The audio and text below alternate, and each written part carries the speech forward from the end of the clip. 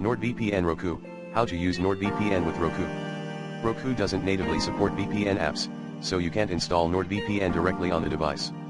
However, you can still use NordVPN with Roku by setting it up on your router or creating a VPN protected hotspot. Here's how. Option 1. Set up NordVPN on your router. 1. Check router compatibility. Not all routers support VPNs. You'll need a router that allows VPN configuration. 2. Log into your router. Access your router's settings by entering its IP address in a web browser. 3. Configure NordVPN. Follow NordVPN setup guide for your specific router model. You'll need your NordVPN credentials. 4. Connect Roku to the router. Once NordVPN is running on your router, connect your Roku to the Wi-Fi network.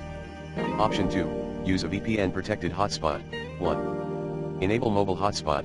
On your Windows or Mac device, turn on the mobile hotspot feature.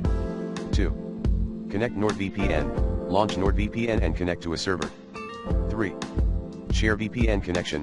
Configure your hotspot to share the VPN protected internet connection. 4. Connect Roku to the hotspot. Select the hotspot network on your Roku and start streaming.